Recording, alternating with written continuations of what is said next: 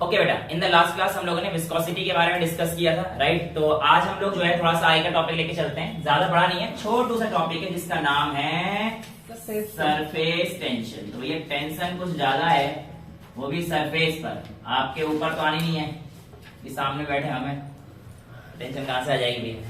चलिए सर, इसमें टेंशन है फिर आप सामने, बाकी तो और क्या है बेटा। टेंशन तो बहुत बढ़िया चीज। ये टेंशन, सरफेस टेंशन किसी भी लिक्विड की प्रॉपर्टी है। पहली बात तो किसकी प्रॉपर्टी है? लिक्विड की प्रॉपर्टी है। और ये एक ऐसी प्रॉपर्टी है जिसकी वजह से एक लिक्विड की सतह यानी कि एक लिक्विड की सरफेस स्ट्रेच मेम्ब्रेन की तरह बिहेव करती है। सर मतलब आप ये मान के चलिए कि अगर कोई भी एक लिक्विड पड़ा हुआ है, जैसे कि मैं अभी इस लिक्विड को यहां पर ऐसे रख रखा है, इसके अंदर क्या है? पानी है सिर्फ, राइट। और अगर मैं इसके अंदर पानी को देखता हूं तो इसकी सरफेस है ना, अब मैं इसे थोड़ी देर के रख दूंगा तो ये एक स्ट्रेच मेम्ब्रेन की तरह बिहेव करेगी। इसका पता कैसे पता पड़ेगा? जैसे कि मैं आप लोगों को, अभी तो मैंने हिला दिया है इसको बहुत अच्छे से, ये आराम से ऐसे हिला दिया है ना। अभी तो इसकी मेम्ब्रेन डिस्टर्ब कर दी मैंने, ऊपर वाली, अभी जो इसकी ऊपर वाली मेम्ब्रेन है इसको मैंने क्या कर दिया? डिस्टर्ब कर दिया। लेकिन मैं थोड़ी देर इसे रहने देता हूं। अच्छा, और पहले एक और चीज और देख लो आप। वैसे एक चीज अभी आप देख ही लेते हैं, कैमरामैन सर दिखा पाओगे आप? हैं सर तो आप ही हैं, हम तो छोटे मोटे बस प्राणी हैं जो कुछ काम कर लेते हैं, और आपके बिना कहां हो पाएगा सर। देखिए बेटा, कैमरामैन सर आपको दिखाएंगे और बाकी नजदीक से आप लोग देखिएगा। ये मेरे हाथ में क्या है? छोटी सी सुई है, दिख रहा है? ये मेरे हाथ में सुई है। अब मैं अगर इसको इस पे डालूंगा तो सुई डूब जाएगी, टू बी वेरी ऑनेस्ट डूब जाएगी। सुई ये रही, देखी सुई दिख रही है भैया जी? दोबारा निकाल के दिखा दें। कहाँ गई सुई? अब जैसे ये सुई है, ध्यान से देख लो बेटा, ये इसके अंदर सिंक हो जाएगी। देखो आराम से सिंक हो गई है। सुई इसके अंदर है ना, वो कोने में वो पड़ी जहां पे बबल आ रहा है मेरी उंगली के नीचे, ठीक है। ये सुई क्या हो रखी है इसके अंदर? यहाँ पर सिंक हो रखी है। अभी मैं आपको कुछ देर तक इसको रेस्ट पे रहने देता हूं लिक्विड को, और इसी सुई को तैरा के दिखा दूंगा। कहां गई सुई?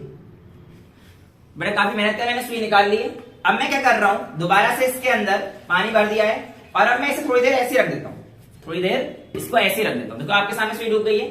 अब मैं थोड़ी देर इसको ऐसे इसलिए रख रहा हूं ताकि इसके ऊपर क्या हो, एक छोटी सी फिल्म बन जाए, एक मेम्ब्रेन बन जाए, स्ट्रेच मेम्ब्रेन बन जाए। उसके बाद मैं इसी सुई को दोबारा आपको डाल के दिखाऊंगा। अब ऑब्वियस सी बात है, इतनी छोटी सुई डूब गई है तो बड़ी वाली सुई तो हमारे पास आराम से डूबी गई थी। बड़ी वाली सुई तो हमारे पास, एक टिश्यू भी गीला हो गया, कोई दिक्कत नहीं, इसको भी कर लेंगे। तो मैं आपको दिखाऊंगा कि बड़ी वाली सुई भी तैर सकती है कैसे, ये भी देखेंगे, राइट। ओके, तो मेरे पास कहने का मतलब है कि लिक्विड की सरफेस एक स्ट्रेच मेम्ब्रेन की तरह बिहेव करती है, और स्ट्रेच मेम्ब्रेन की तरह बिहेव करने की वजह से ही जो इंसेक्ट्स, जैसे कि आपने देखा होगा किसी पानी के ऊपर मच्छर चल जाता है आराम से, वो क्या चल पाता है? क्योंकि भैया वो जो सरफेस है ना, वो स्ट्रेच मेम्ब्रेन की तरह काम कर रही है, एक्चुअली उस मेम्ब्रेन के ऊपर चलता है। जो मॉस्किटो है वो उस मेम्ब्रेन के ऊपर चलता है। सर हम क्यों नहीं चल पाते? मांस देखा है अपना, 80-80 किलो के सांड बैठे हैं मेरे सामने। मत बोलो, मैंने सांड बोले थे, है ना। और मैंने भाई और किसी को तो बोला ही नहीं भैया, गाय वाय तो मैंने बोली नहीं। कुल मिला के कहने का मतलब ये है कि मैं 50 किलो का हूँ। कहानी ये है कि हमारे पास एक फेनोमेना आ रही है यहाँ पे, कौन सी? सरफेस टेंशन, ठीक है। अच्छा, इसके अलावा मैं आपको एक चीज बताता हूँ। सरफेस टेंशन समझने के लिए एक चीज ऐसे समझिए कि सर लिक्विड की सरफेस टेंशन लगाती है, इस बात का मतलब ये हुआ, लिक्विड की सरफेस क्या लगाती है? टेंशन लगाती है। हाँ जी, ये बात सच भी है। एग्जाम्पल के तौर पर मैं आपको मान के चलता हूँ। मान के चलिए ये आपके पास एक फ्रेम है, ये आपके पास क्या है? एक फ्रेम है, और यहां पर एक वायर है।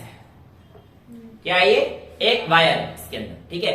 अब लिक्विड अगर हमारे पास टेंशन लगा रहा है तो इस वायर के अंदर का टेंशन इस तरफ लगेगा, इस तरफ लगेगा, इस तरफ लगेगा। समझ पाए? इस वायर को मैं ऐसे बना दूं बड़ा करके, तो इसके जो अंदर का टेंशन आएगा ना बेटा, वो ऐसे। आइए बताता हूं ऐसा क्यों हो रहा है, ये भी बता देता हूं।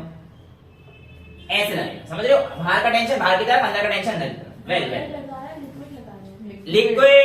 लिक्विड लगा रहे हैं जो उसके अंदर भरा पड़ा है।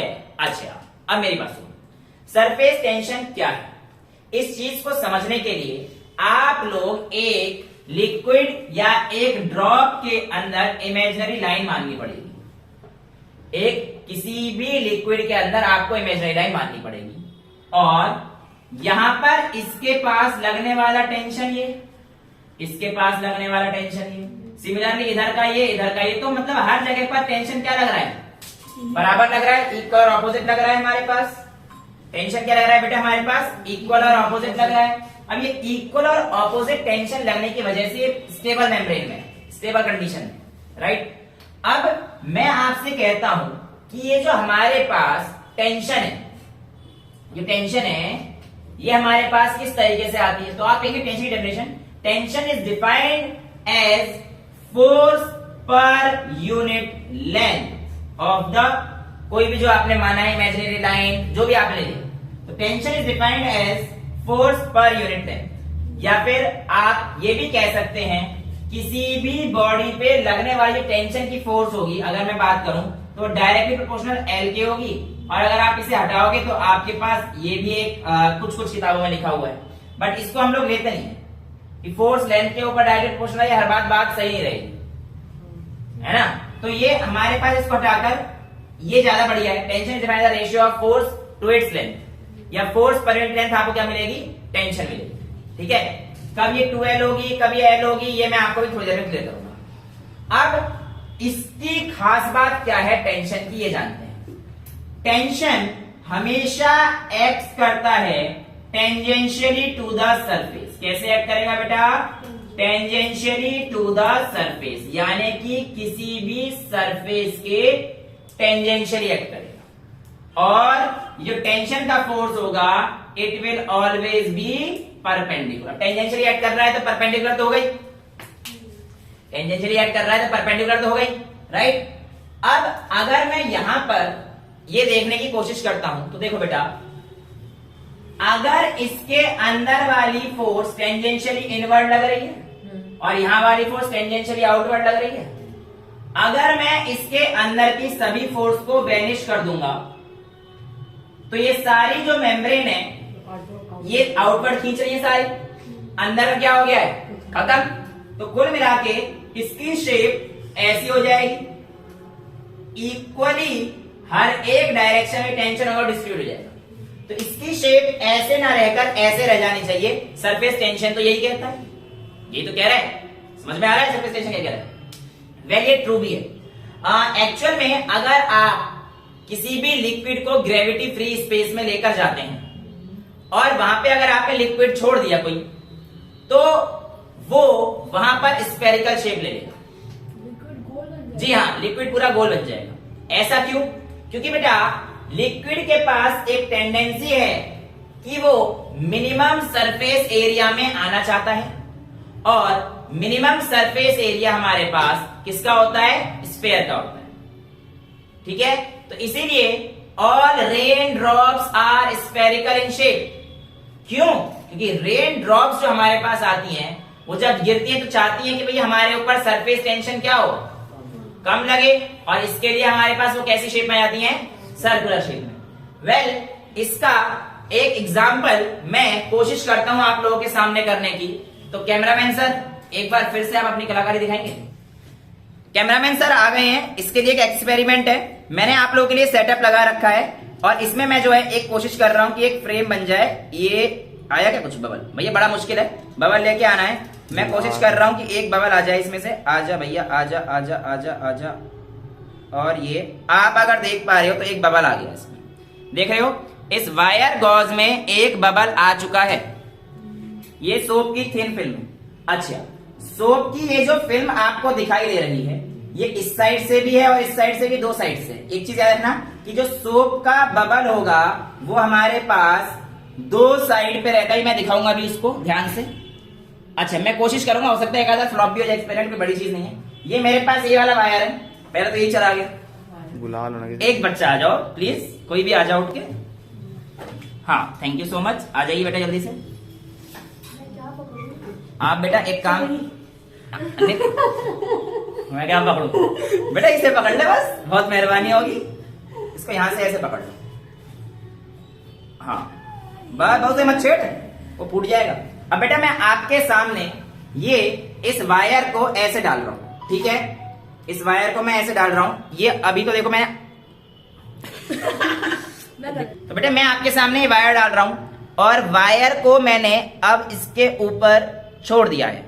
वायर अभी आपके पास इर्रेगुलर शेप का है। मैं कोशिश कर रहा हूं कि इसके अंदर होल कर दूं। किसके अंदर? थ्रेड के अंदर। देखो अभी आप देखोगे तो यहां पे जो है मैंने इर्रेगुलर शेप का वायर ले रखा है। अगर मैं कामयाब हुआ कि मैं सिर्फ इसमें होल कर पाऊं तो ये सर्कुलर हो जाना चाहिए एज पर दिस। तो ये देखो भैया पूरा ही टूट गया। तो बेटा आपके सामने मैं फिर से एक बार इर्रेगुलर सरफेस डाल रहा हूं, और ये इर्रेगुलर सरफेस मैंने इस तरीके से डाली है कि इसकी जो सरफेस है ये काफी इर्रेगुलर है। कोई बात नहीं, उलझने दे। अब ये जहां से भी मैं होल करूंगा तो ये देखो स्फेरिकल हो गया। यहां से भी कर देता हूं, ये भी स्फेरिकल हो गया। तो और एक और ले लेते हैं। देखो इसमें कोई बड़ी बात थोड़ी है। तो बेटा ये हमारे पास शांत देखिए, ये हमारे पास क्या है, एक इर्रेगुलर है। अगर आप इसको प्रिकल करेंगे तो आपके पास ये क्या हो जाएगा, स्फेरिकल शेप में हो जाएगा। सिर्फ ये देखिए, तो ये आपके सामने क्या आया, बिल्कुल स्फेरिकल शेप का हो गया है। अब तोड़ गया पर कोई बात नहीं, दिखा गया था। देखो बेटा इसको अगर मुझे स्फेरिकल बनाना है तो मैं इसके अंदर क्या करूंगा, छेद। और आजा आजा, तू हो जा यार, पूरा ही टूटेगा, ये नहीं टूटेगा। रुक जा बेटा रुक जा। ये देखो क्या हुआ, ये सरफेस टेंशन। तो पूरा क्या हो गया हमारे पास, स्फेरिकल ड्रॉप। एक बार दोबारा देख लीजिए, ये आपके पास इर्रेगुलर शेप का है। मैं इसके अंदर सिर्फ होल कर पाता हूं तो मेरे पास ये नहीं बेटा, वो तो निकल ही जाएगी। ये देखो ये देखो, ये देखिए पूरा स्फेरिकल आ गया आपके सामने। अगर मैं कोशिश कर रहा हूं इसको निकालने की तो क्या होगा, ये तो निकल जाएगा और स्ट्रेच वापस रिगेन कर लेता। अच्छा, इसी के साथ ये वाला भी खत्म कर लेता कि एक्सपेरिमेंट खत्म, फिर थ्योरी पे ध्यान देंगे। ये मैंने आपसे कहा था कि ये जो पोर्शन है ये डूबेगा नहीं अब, ठीक है? क्यों? क्योंकि ये काफी देर से रेस्ट पर है बेटा। अभी उसके ऊपर एक मेम्ब्रेन आ गई है। अब मैं इस नीडल को डालूंगा और आराम से डालूंगा तो जो उसकी स्ट्रेच मेम्ब्रेन है उसके ऊपर नीडल क्या कर जाएगी, फ्लोट कर जाएगी। दिस शोज कि वाटर के पास भी एक टेंशन है जो कि इस नीडल को डूबने से बचा रही है। तो अगर यहाँ पर आप देख पाएंगे बेटा, सारे बच्चे आराम से देखना, और डूब गई तो दोबारा करूंगा। डूब गई, कोई बात नहीं, इसको ऐसा कर लेते हैं। देखो ये तो छोड़ो, बड़ी वाली तरह देंगे। कुछ समय के बाद कुछ ऐसा होगा कि आप यहाँ पे देख के चले जाना, ये मैंने इस टिश्यू पेपर के ऊपर रखा है। कुछ समय के बाद ऐसा होगा कि टिश्यू पेपर तो डूब जाएगा बट निडल क्या हो जाएगी, तैर जाएगी, क्योंकि सरफेस टेंशन आ जाएगी ना। अभी तो इक्वल, अभी चलिए अब मैं डाल रहा हूं इसके अंदर। आप कुछ देर के बाद देखना कि अभी तो तैर ही रहा है ऊपर, कुछ देर के बाद टिश्यू पेपर डूब जाएगा और निडल क्या रहेगी, वहीं की वहीं रहेगी। जब ऐसा हो जाएगा तब मैं आपको दिखा दूंगा, बिकॉज ऑफ सरफेस टेंशन। ये सारी कहानी हमारे पास आ जाती है। तो अभी के लिए आप सीट पे बैठ जाओ, जब होगा तब मैं आपको दिखा दूंगा, बता दूंगा। तो ये वाली सारी कहानी आप लोगों को समझ में आ गई है कि सरफेस टेंशन क्या होती है, कैसे होती है। इसमें किसी को कोई दिक्कत है नहीं है? ठीक है। अब अगर मैं आगे चलता हूं तो मेरे पास डस्टर का उस रूम में छोड़, इसी से काम चल रहा है। तो अगर हम लोग इधर चलते हैं सरफेस टेंशन की और बातों की तरफ, तो हमारे पास एक फॉर्मूला मिला क्या, S = F/L। वेल अगर मैं आप लोगों के पास यहाँ पर TS एक ही बात है, किसी बुक में T लिखा है, किसी बुक में S लिखा है, आपकी मर्जी। कई बार आप लोगों को क्वेश्चन देगा सोप बबल का। किसका देगा बेटा, सोप बबल का।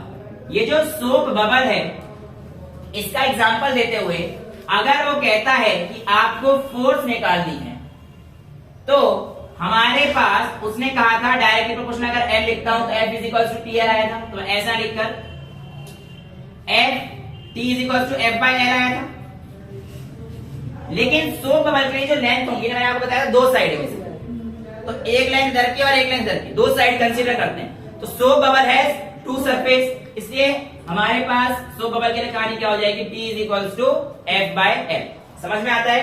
टेंशन की ऐसा यूनिट हमारे पास क्या रहने वाली है, तो आप कह सकते हैं सर टेंशन होता है फोर्स अपॉन में लेंथ, यानी कि न्यूटन अपॉन में मीटर, यानी कि न्यूटन पर मीटर। इसका डायमेंशनल फॉर्मूला फोर्स का हमारे पास mlt-2 अपॉन में लेंथ का L से L गया mt-2। इस तरीके से आप लोगों के पास छोटी मोटी चीजें सरफेस टेंशन के ऊपर पूछ सकते हैं कि नंबर में, अगर स्कूल के एग्जाम में पूछना चाहें तो। आगे चलते हैं कि हमारे पास सरफेस एनर्जी क्या है, और उससे पहले मैं आपको बताता हूं कि सरफेस टेंशन अराइज होता क्यों। तो देखो बेटा, मैं मान के चलता हूं कि मेरे पास ये एक बकेट है या एक बीकर है जिसमें कि हमारे पास क्या भरा हुआ है, पानी भरा हुआ है। पानी भरे होने की वजह से मेरे सारे जो मॉलिक्यूल्स है वो एक दूसरे की तरफ ऑब्वियस बात से टेंशन तो लगा रहे हैं। मेरा एक मॉलिक्यूल यहाँ है, एक मॉलिक्यूल यहाँ है, एक मॉलिक्यूल यहाँ है और एक मॉलिक्यूल यहाँ है। इस मॉलिक्यूल पर देखो सभी जगह से इक्वल और अपोजिट फोर्स लग रही है। सिमिलरली इस जगह पर भी हमारे पास ऐसे लग रही है, लेकिन इस मॉलिक्यूल पर सिर्फ और सिर्फ क्या लग रही है, नेट डाउनवर्ड फोर्स लग रही है, जिसकी वजह से मॉलिक्यूल शायद नीचे आएगा पर नीचे तो आता नहीं है। क्यों नहीं आ पाता? वैसे तो सरफेस टेंशन की वजह से ही होता है। और जो एनर्जी आपके पास लगती है जिसके सारे मॉलिक्यूल यहाँ पे स्टेबल रहते हैं एक मेम्ब्रेन के फॉर्म में, वो एनर्जी कौन सी हमारे पास, सरफेस एनर्जी, राइट। वह इसको अगर मैं ऐसे समझाऊं तो देखो बबल तो हमारे पास बार बार बनी रहा था, एक्सपेरिमेंट कितनी बारी फ्लॉप हो। ये अगर बबल के बीच में एक वायर लगा देता, मान के चलो इस सोप बबल के बीच में क्या लगाया था, वायर, बीच में आधा हो, और अगर आधा मान के चलो मैं इसको ऐसे अगर खींचने की कोशिश करता, क्योंकि अभी ना मेरे पास जो वायर है बहुत हैवी है तो हो नहीं पाएगा। अगर मैं छोटा सा थ्रेड से वगैरह से कर पाता तो मैं दिखाया था, अगली क्लास में देख लूंगा, हो पाया था आप समझ लो कहानी क्या है। अगर मैं यहाँ पर एक वायर लगा देता हूँ और वायर लगाने के बाद मैं उस वायर को हल्का सा खींचने की कोशिश करूंगा, तो ये जो बबल था जो कि आधी जगह पर फॉर्म हुआ था, मतलब आधी जगह पर फॉर्म होना था, आधी जगह पर फॉर्म नहीं होना था, तो वो जो बबल था ना बेटा, वो बबल क्या करेगा, उसको जैसे मैं इधर की तरफ खींच रहा हूं तो वो वापस उसकी तरफ खींचने की कोशिश करेगा। क्यों? Due to surface tension. कहने का क्या मतलब हुआ कि अगर आपके पास कोई भी एक रेक्टेंगुलर फ्रेम है, राइट, और आपने इस रेक्टेंगुलर फ्रेम पर यहां पर आपके पास क्या था, सोप की फिल्म थी, यहां पे कुछ नहीं था, आपने क्या करा, इसको इधर खींचा, आपने क्या करा, इसको इधर खींच लिया, इसको इधर खींचा, तो जब आप छोड़ोगे तो ये जो मॉलिक्यूल्स हैं इससे क्या कर रहे थे, टेंशन इनवर्ड की तरफ लगा रहे थे, अंदर की तरफ। भाई इसके इधर वाले होता तो इधर की तरफ फोर्स लगाते हैं, ये तो बताया था मैंने आपको, ये वाले मॉलिक्यूल इधर की तरफ फोर्स लगाते हैं, तो जैसे आप इधर खींचोगे मॉलिक्यूल इधर आ जाएगा, वो अपने आप ही लेयर यहाँ पे आ जाता। और ये क्यों हो पा रहा है, क्योंकि इसके पास कोई ना कोई एनर्जी है, राइट। वेल अगर मैं आपसे कहता हूं इसमें आपका वर्क डन कितना हुआ इसको खींचने में, तो आपको पता है W is equals to F dot D S होता है। W इज इक्वल्स टू क्या होता है, एफ डॉट डी एस। अब वर्क डन जो ds है उसको मैं ऐसे मान लेता हूं, देखो ये टाइम हमारे पास डेल्टा x मान लेता हूं। भाई जो आपने हल्का सा खींचा वो क्या थी, डेल्टा x की थी, और इसकी लेंथ में क्या मान के चल लेता हूं, l लेंथ। समझ में आ रहा है, कोई दिक्कत तो नहीं। अब अगर मैं हमारे को इसको देखा जाएगा कि वर्क डन कैसे निकालेंगे, तो W is equal to F dot D S, और f का फॉर्मूला क्या आया था, t बाई एल, ये गलती रखा है, f is equal to t into L था, t आया, ठीक है, एक ही बात। तो f इज इक्वल टू हमारे पास t इंटू एल आया था, तो W इज इक्वल टू, मैं सोप फिल्म की बात कर रहा हूं, तो t into two L into D S को मैं डेल्टा x लिख सकता हूं। तो वर्क डन कितना हो जाएगा बेटा मेरे पास, t dot to L dot delta x। यहां तक कोई डाउट, यहां तक कोई डाउट नहीं है। अच्छा अब आपके पास आता है सरफेस एनर्जी। क्या आता है, सरफेस एनर्जी। सरफेस एनर्जी होता है work done per unit area. क्या होता है बेटा, work done per unit area. अब ऑब्वियस की बात है, इस फिल्म में जो आपने वर्क डन निकाला था वो आपको मिल चुका है। क्या मिला, T dot to L dot to L. समझ में आया ना, क्यों, क्योंकि हमारे पास वैसे तो L डॉट x आता, बट क्योंकि मैं सोप बबल के निकाल रहा हूं तो मैं दो सरफेस कंसीडर करूंगा। अगर आपके पास कोई नॉर्मल ड्रॉप बोलेगा तो आप L ही लोगे, बट अगर सोप बबल बोलेगा तो उसको क्या करोगे आप, 2L। अभी क्यों लेंगे थोड़ा सा आगे हम लोग देखने वाले हैं। तो वर्क डन हमारे पास कितना आ गया, T डॉट टू एल, ये सरफेस एनर्जी है बेटा, T dot to L delta x by area का मतलब कितना हो जाएगा हमारे पास, 2L into delta x, right. इससे तो ये कट ही जाएगा, यानी कि आपकी जो सरफेस एनर्जी होती है वो किसके इक्वल होती है बेटा, टेंशन के ही इक्वल होती है। Surface energy is equals to surface tension ही हमारे पास देखने को मिलती है। यहां तक किसी को कोई डाउट है, नहीं है। अच्छा अब मैं आप लोगों से कहता हूं कि आपके पास ये जो सरफेस टेंशन है, मैंने कहा किसी भी एक सर्कुलर, वही जो मेरे पास एक वायर बन गया था, वहां पे जो लगती है कैसे लगती है, और एक कैविटी, एक ड्रॉप और एक बबल में क्या अंतर होता है, इसको देखते हैं। इसे करो, मैं तो डस्टर लेके आता हूं। अब बेटा जो आएगा टॉपिक है हमारे पास, वो हमारे पास क्या रहने वाला है, शेप ऑफ लिक्विड। क्या रहने वाला है हमारे पास, शेप ऑफ लिक्विड। लिक्विड का शेप कैसा रहता है। वेल बेटा अगर मैं आप लोगों को देखें तो अगर आप मान के चलेंगे कि आपके पास जो सरफेस है उस पर डिपेंड करता है। अगर आपके पास प्लेन सरफेस है, लेट्स से कि एक बीकर है और पूरा इसमें यहां तक पानी भरा हुआ है, ब्रिम तक। कहां तक भरा हुआ है? ब्रिम तक पानी भरा हुआ है। तो जो हमारे पास पानी ब्रिम तक भरा हुआ है, फोर्स कहां लगेगी हमेशा? Tension, tangentially. तो ये देखो, इसकी जो फोर्स लगेगी हमारे पास ऐसे लगेगी, तो ये बिल्कुल प्लेनर शेप का हो जाए, राइट। अब अगर आपके पास मान के चलिए कोई एक बीकर है जो कि इस तरीके से, यानी कि कैसा है आपके पास? कॉन्वेक्स, ठीक है। ये हमारे पास कैसी सरफेस है? कॉन्वेक्स सरफेस है। तो कॉन्वेक्स सरफेस होने की जो लिक्विड है वो हमारे पास पूरा भरा तो हुआ ही है यहाँ पे ऐसे, बट होगा क्या कहानी कि जो फोर्स है वो टेंजेंशियली एक्ट करेगी ऐसे, यहां से भी ऐसे, तो नेट फोर्स हमारे पास किस तरफ लग रही है? डाउनवर्ड लग रही है। तो इसको अगर इक्विलिब्रियम में रहना है तो बेटा इस डाउनवर्ड को बैलेंस करने के नीचे से क्या लगेगी? अपवर्ड फोर्स लगेगी। तो यानी कि जब हमारे पास शेप ऑफ लिक्विड कैसी रहती है? कॉन्वेक्स रहती है। तो हमारे पास जो एक्सेस प्रेशर लगता है वो कहां से लगता है? अपवर्ड फोर्स लग रहा है, जो कि लिक्विड से लग रहा है। अगर यही चीज मेरे पास एक कॉनकेव शेप आ जाए, तो कॉनकेव शेप ऐसे होता है, मैंने कहा कि मैंने कुछ इस तरीके से बना दिया बेटा, ये ऐसे समझ पा रहे हो? तो इस पे लगने वाला, मतलब आपके पास शेप तो ऐसा हो गया है, ये ऐसे, तो इस पे लगने वाला टेंजेंशियल फोर्स इस तरफ से और इस पे इस तरफ से लगेगा बेटा। तो नेट फोर्स किस तरफ लग रहा है आपका? अपवर्ड लग रहा है। तो एक्सेस प्रेशर जो है इस बार क्या करेगा? डाउनवर्ड की तरफ जाएगा। तो बेटा ये हमारे पास नॉर्मल 3 केस आते हैं। अब मैं आपसे कह रहा था कि 3 चीज जिससे हमें डिफरेंस निकालना है, एक तो है बेटा बबल, सोप बबल जिसे आप कहेंगे, एक आपके पास आती है कैविटी और एक आता है ड्रॉप। इन तीनों में डिफरेंस क्या है बेटा? ये समझिए, सोप का जो बबल है ना वो एक बैलून की तरह, जिसके अंदर भी हवा है, बाहर भी हवा है और बीच में क्या है? एक लेयर है। ऐसे होता है बैलून, है ना। तो बेटा मैं आपसे कह सकता हूं कि जो आपका बबल है वो हमारे पास कुछ इस तरीके का होता है कि ये आपके पास एक सरफेस, ये इसकी अंदर की सरफेस, और बीच में किसी, देखो यहाँ पे भी सेम चीज है, इसके अंदर, इसके बाहर भी सेम चीज है, बस बीच का जो लेयर है किसी एक चीज से सेपरेट है। इसीलिए हम लोग बबल के केस में क्या लेते हैं? 2 सरफेस लेते हैं, एक अंदर का और एक बाहर का, ठीक है। कैविटी की बात करें तो कैविटी हमारे पास क्या रहता है? जिसके अंदर तो हमारे पास एयर है, कुछ भी नहीं है, और उसके बाहर क्या है हमारे पास? लिक्विड। ये समझो थ्रेड डाला, थ्रेड डालने क्या तो कैविटी बन गई थी। ये अंदर से पूरा क्या आ गया? स्फेरिकल आ गया था, और स्फेरिकल आने के बाद हमारे पास ये क्या हो गया? खाली हो गया, तो कैविटी हो जाएगा। ड्रॉप में क्या होगा? ड्रॉप में बेसिकली अंदर हमारे पास कोई लिक्विड होगा, सॉरी अंदर हमारे पास कोई भी लिक्विड होगा, बाहर हमारे पास कोई भी एक नॉर्मल एयर होगी या फिर कोई भी दूसरा गैस होगा, ठीक है। तो ये चीज हमारे पास अंतर होता है इन तीनों में, ये चीज आप लोगों को याद रखनी, ठीक है, पता रहनी चाहिए। वैसे तो आप लोगों से नॉर्मली ये सब चीजें बस इसमें बताते भैया इसमें 2 लो, पर 2 क्यों लो ये आपको अब दिख गया होगा, इसलिए 2 लेते। F/2 लिया था ना, तो वैसे भी आपने देखा था कि सरफेस में जो सोप बबल बन रहा था हमारे पास वो कितने तरफ आ रही थी? एक और दोनों तरफ आ रही थी, तो ये चीज हमारे पास होती है। अच्छा, अब हाँ एक चीज और कि जो सरफेस टेंशन होती है बेटा, ये बढ़ती है टेम्परेचर घटाने से, या ऐसे कह लो surface tension decreases with increase in temperature. क्या कह रहा है ये? टेम्परेचर के इंक्रीज करने पर सरफेस टेंशन क्या हो जाती है? कम हो जाती है।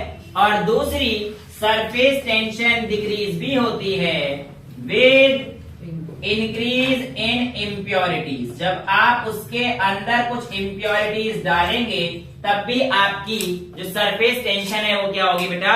कम होगी। समझ में आता है? अब मैं आप लोगों से कहता हूं कि मेरे पास एक बबल है, क्या है? एक बबल है, और अगर वो बबल किसी लिक्विड के अंदर मौजूद है या जिंदा है या कोई भी बबल कहीं पे भी जिंदा है, तो आप एक बात मान के चलिएगा कि इस लिक्विड के बबल पर, कोई भी एक सो बबल ले लेते हैं, कोई सही बबल, पहले कौन सा है? पहले नॉर्मल वाला ले लेते हैं, फिर हम सोबल। पहले नॉर्मल केस है। नॉर्मल केस में इसके अंदर से मेरे पास एक लिक्विड प्रेशर लगा रहा होगा बाहर की तरफ, राइट, और ये जो प्रेशर बाहर की तरफ लगा रहा है, तो ये सरफेस पे जो भी चीज है वो भी एक प्रेशर लगाएगी इसकी सरफेस पे, राइट। अब इन दोनों का जो प्रेशर डिफरेंस होगा वो क्या होगा? Excess pressure. वेल, अगर ये बबल जिंदा है तो इसका ये वाला प्रेशर ज्यादा होना चाहिए एज कंपेयर टू इसके। बेटा अगर ये ज्यादा फटेगा तब जब इसको क्रम्बल कर देगा, अगर बाहर वाला क्रम्बल कर देगा तभी फटेगा, लेकिन अगर बाहर वाला क्रम्बल नहीं कर पा रहा है इसका मतलब ये कहीं ना कहीं ज्यादा है बाहर वाले से, तभी तो वो ऐसे फैल के स्फेरिकल बना हुआ है। समझ में आया? यहां तक कोई दिक्कत नहीं है। अच्छा, अब मैंने कहा कि अगर इसको इक्विलिब्रियम में मेरे को लेना है तो आउटसाइड इक्वल टू इनसाइड होना चाहिए। भाई आउटसाइड फोर्स जो है हमारे पास वो इक्वल टू इनसाइड फोर्स होना चाहिए। तो आपने कहा F outside is equals to F inside, तो ये कंडीशन हमारे पास हो जाएगी इक्विलिब्रियम की। लेकिन ऐसा अब नहीं होगा।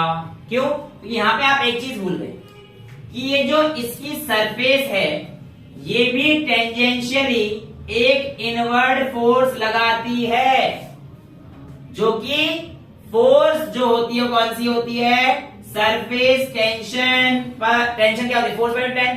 तो फोर्स कितनी हो जाएगी? T इंटू एल के इक्वल हो जाएगी। समझ में आ रहा है?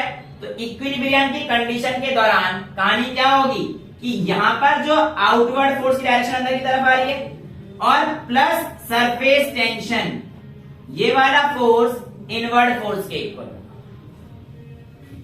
समझ में आया?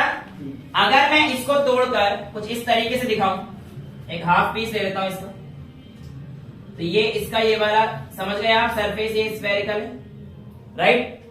तो ये टेंशन आ रही है, देखो ये टेंशन है बेटा जो हर एक पॉइंट पे इस पे लग रही है सरफेस पे। समझ गए आप? ये टेंशन फोर्स है। ये लिक्विड के अंदर लगने वाला मैं कहता हूं P2 जो कि इनवर्ड लग रहा है, और ये इस पर बेटा P1 जो कि एक्सटर्नल। अब आ गया कहानी समझ इसकी? है क्लियर है? इक्विलिब्रियम के दौरान देखो P1 और T की डायरेक्शन सेम है, तो ये F आउट ही तो है। अब प्रेशर फोर्स लेना है तो pressure into area, pressure into area ही तो लूंगा। अच्छा, प्रेशर इंटू एरिया अगर मैं कर देता हूं तो बेटा मेरे पास क्या आ जाएगा? एरिया सर्कल कितना आएगा? पाई आर स्क्वायर। तो प्रेशर P1 ले लेता हूं, तो P1 इंटू, अगर मैं कहा इस सर्कल का रेडियस R है तो यहाँ पे भी R ही रहेगा, उससे कोई फर्क नहीं पड़ेगा, into pi r square plus FT कितना होगा? ये मैं नॉर्मल बगल के ले रहा हूं, नॉर्मल ड्रॉ के ले रहा हूं, विश्व ऊपर नहीं लिया, तो यहाँ पे कितना आएगा? F यानी कि T इंटू L, और लेंथ देखो ये जो टेंशन लग रही है इसके सरकमफेरेंस पे लग रही है, और सरकमफेरेंस को अगर L में कन्वर्ट करूंगा तो कितना हो जाएगा? 2 पाई आर। तो कितना आ गया? T into 2 pi r is equals to F inward P2 into area. भाई P इंटू एरिया लिखूंगा फोर्स को, फोर्स इज इक्वल्स टू क्या होता है? प्रेशर इंटू एरिया होता है ना, तो यहाँ पे फोर्स की कंडीशन को बदल रहा हूं उसमें, P इंटू ए लिख रहा हूं, P2 into pi r square, इसको इधर लेके चले जाओ, P1 into pi r square minus P2 into pi r square is equals to T dot 2 pi r. चलेगा? इसको अगर मैं नहीं P2 माइनस P1 करना पड़ेगा, T डॉट 2 पाई आर रखना है, P2 माइनस P1 कर दो इसे, ठीक है भाई? इसको इधर लेके जाना पड़ेगा ना, P2 माइनस P1 कर दो, तो P2 माइनस P1 करोगे, इसका मतलब P2 हमारे पास क्या है? बड़ा है, तभी तो माइनस कर पाया, तभी तो वैल्यू पॉजिटिव आ रही है। और इसमें से अगर मैं पाई आर स्क्वायर कॉमन लेता हूं तो मेरे पास जाएगा P2 minus P1 into pi r square is equals to T dot 2 pi r. Pi r से दोनों सेम आ रहे हैं बेटा, रेडियस सेम है, पाई आर से पाई एक आ गया, तो हमारे पास P2 minus P1 is equal to कितना आ जाएगा? T by 2R। ये क्या है? Excess pressure inside a liquid drop. कौन सा वाला बेटा? P2 minus P1 is equal to 2T by R। Sorry बेटा, माय फॉल्ट। समझ में आ गया ना? तो P2 minus P2 bye R, तो आप यहाँ पे जो एंड डालोगे क्या डालोगे? Access pressure inside a drop. समझ में आ गया? एक तरीका तो इसका ये है, हालांकि इसको करने का दूसरा तरीका भी होता है। एक मेथड ये हो गया हमारे पास, इसको करने का दूसरा मेथड देखते हैं। लेट्स से मेरे पास एक स्फीयर था जिसमें अंदर से क्या लग रहा है? सरफेस टेंशन लग रहा है, और इस सरफेस टेंशन के लगने की वजह से बेटा मैंने कहा कि मेरा जो रेडियस है वो क्या हो गया है? इंक्रीज हो गया। जब रेडियस इंक्रीज हो जाएगा तो ये कितना हो जाएगा बेटा? मेरे पास थोड़े से अमाउंट से बढ़ जाएगा, और लेट्स से मेरा ये अमाउंट कितना है? इतना समझ में आ रहा है, राइट। अब मैंने कहा जो मेरा बर्डन होता है वो किसके इक्वल होता है, F डॉट ds। फोर्स किसके इक्वल है, pressure into area of the sphere into ds, यानी कि डेल्टा आर। प्रेशर को P रखिए, बेसिकली एक्सिस प्रेशर है, प्रेशर को P रखिए, एरिया को 4 पाई r स्क्वायर, क्या रखेंगे 4 पाई r स्क्वायर। यहां तक किसी कोई डाउट है, क्लियर है। एक केस में हमारे पास जो बर्डन होगा। अच्छा, अब मैंने कहा इंक्रीज इन एरिया कितना होता है,